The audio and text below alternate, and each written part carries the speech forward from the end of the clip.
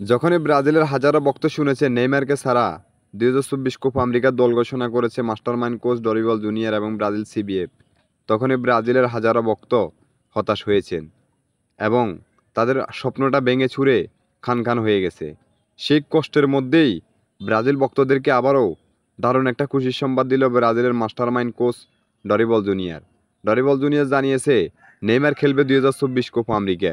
বিস্তারিত জানতে ভিডিওটা শেষ পর্যন্ত দেখবেন। ভিডিওটা ভালো লাগলে চ্যানেলটি সাবস্ক্রাইব করে আমাদের পাশে থাকবেন।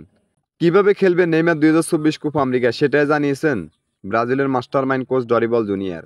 ডরিবল জুনিয়র ইতিমধ্যেই 23 জনের একটা স্কোয়াড ঘোষণা করেছেন 2024 কোপা আমেরিকার আগে।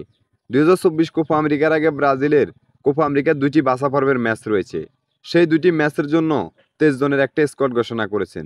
তবে 24 কোপা আমেরিকার জন্য 26 জনের স্কোয়াড ঘোষণা করবে।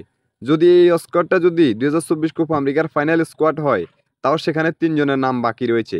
সেই 3 জনের মধ্যে নেইমারের নাম আসতে পারে, সেটাই বলেছেন মাস্টারমাইন্ড কোচ ডরিবল জুনিয়র। এবং ডরিবল জুনিয়র আরও বলেছেন, ঈশ্বর যদি চায় 2024 কোপা আমেরিকাতে নেইমার খেলবে, যদি নেইমার সম্পূর্ণ সুস্থ এবং ফিট থাকে।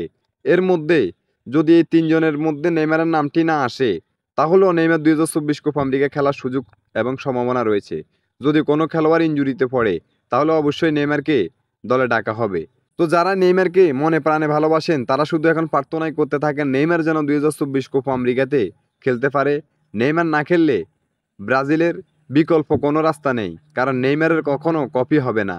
নেইমারের অভাবটা কখনো ব্রাজিল কোনো ফুটবলার পূরণ করতে পারবে না।